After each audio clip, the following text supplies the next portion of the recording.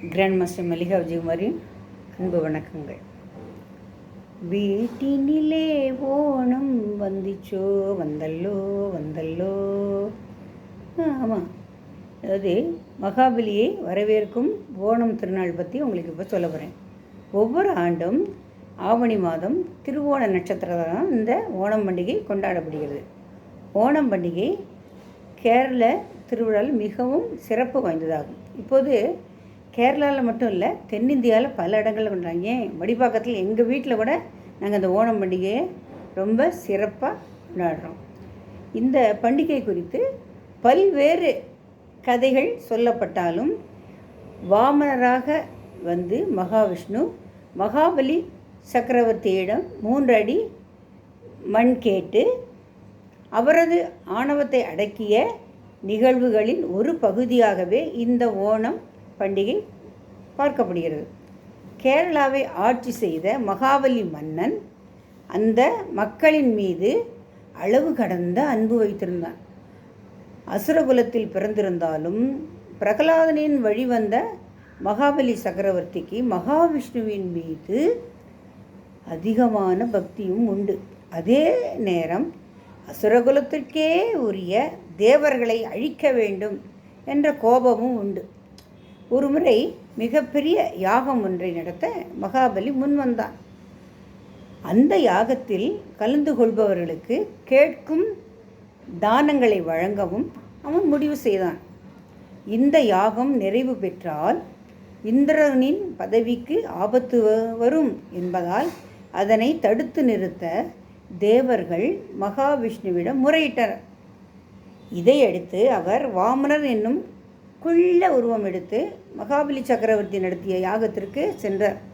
குட்டப்பிள்ளை பார்க்குறதுக்கே ரொம்ப அழகு. மகாவிஷ்ணு ஒரு வாமனராக வந்தால் அழகாக இருக்க மாட்டாரா? ரொம்ப அழகு. பின்பக்கம் குடிமி வச்சுண்டு கையில் ஒரு ஓலை கொடையை வச்சுண்டு ரொம்ப அழகாக டிக்கி டிக்கி டிக்கி டிக்கி டிக்கி டிக்கி டிக்கின்னு நடந்து வர்றார். அவர் என்ன செய்கிறார்? அந்த யாகம் நிறைவு பெற்றுட்டுனா இந்திரனின் பதவிக்கு ஆபத்து வருங்கிறதுனால அதை தடுத்து நிறுத்துறதுக்கு வேண்டி தான் அவர் இப்படி மகாவிஷ்ணு வாமன அவதாரம் எடுத்து வரார். இதை எடுத்து அவர் வாமனரனுக்குள்ள உருவம் எடுத்து மகாபலி சக்கரவர்த்தி நடத்திய யாகத்திற்கு சென்றார். அவரிடம் மகாபலி மன்னன் என்ன தானம் வேண்டும் என்று கேட்க அதற்கு வாமனர் எனக்கு 3 அடி மண் கொடுத்தால் போதும் என்று கூறினர். இந்த குள்ளப்பைய மாதிரி இருக்காரே வாமனர், அந்த வாமனன் குள்ளமான உருவத்தை கண்டு சிரிச்சுண்டு தங்களுக்கு 3 அடி மண் போதுமா என்று நகைப்புடன் கேட்கான். இந்த மகாபலி சக்கரவர்த்தி கேட்ட உடனே சரி இந்தாங்க 3 அடி மண் தானே இந்தாங்க அப்படின்னு சொல்லிட்டு நீர் வார்த்து 3 அடி நிலத்தை வழங்கிறதுக்காக முன் வரார். உடனே அந்த வாமனர் என்ன செய்கிறாரு? தன்னுடைய உருவத்தை பெரிதாக்கி பூமிக்கும் வானுக்குமாக உயர்ந்து அப்படியே ஜெஜாண்டிக் ஃபிகராக மாறிட்டார். பின்னர் தன்னுடைய ஒரு அடியால் பூமியையும் இன்னொரு அடியால் வானத்தையும் அளக்கிறாரு. இப்போது 1 அடி பூமி அளந்தாச்சு, 1 அடி வானத்தை அளந்தாச்சு. 3வது அடி எங்கே வைக்கிறது அப்படி தெரியாமல் என்ன செய்ய அப்படின்னு பார்க்குறாரு. உடனே மகாபலி சக்கரவர்த்தி என்ன செய்கிறாரு? தன்னுடைய கிரீடத்தை அவுத்து வச்சுட்டு தன்னுடைய தலையை காமிச்சு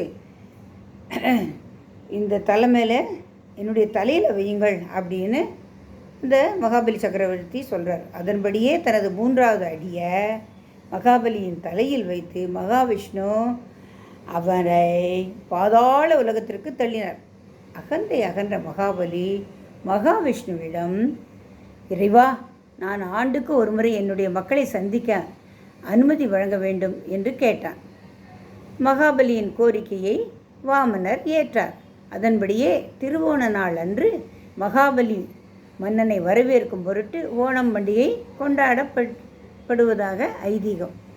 திருவோண திருநாள் கேரளத்தின் சிங்கம் மாதத்தில், அதாவது தமிழில் ஆவணி மாதத்தில் அஸ்த நட்சத்திரத்தில் தொடங்கும். அன்று முதல் திருவோண நட்சத்திரம் வரை 10 நாட்கள் கொண்டாடப்படும். ஒவ்வொரு நாளும் வீடுகள் முன்பு பெண்கள் அத்தப்பூ கோலமிடுவார்கள். பார்க்குறதுக்கே அது ரொம்ப அழகாக இருக்கும்.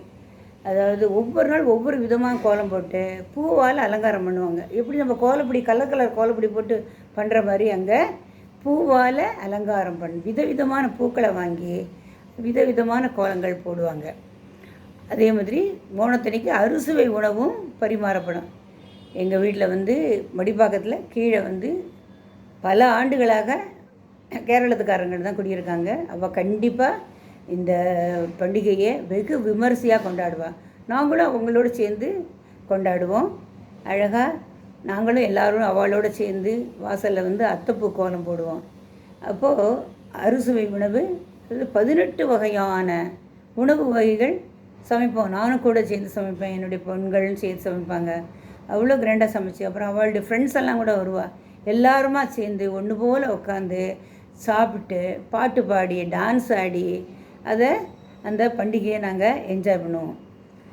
அறுசுவை உணவும் பரிமாறப்படும். அப்புறம் நாங்கள் எல்லோரும் ஆண்கள் பெண்கள் எல்லோரும் ஆட்ட பாட்டத்துடன் இந்த விழா களை கட்டும். விழாவின் ஒரு பகுதியாக நடைபெறும். அதுபோக ஆனால் கேரளாவில் இந்த ஓணத்தன்னைக்கு தான் படகு போட்டி நடைபெறும். அது நீங்கள்லாம் டிவியில் பார்த்துருப்பீங்கன்னு நினைக்கிறேன். இதுதான் மகாபலியை வரவேற்கும் ஓணம் திருநாள். அதாவது நரகாசுரனுக்கு எப்படி தீபாவளியோ அதே மாதிரி மகாபலி சக்கரவர்த்திக்கு ஓணம் திருநாள். நம்ம எல்லோரும் ஓணம் திருநாளை சிறப்பாக கொண்டாடுவோமா? வணக்கம்.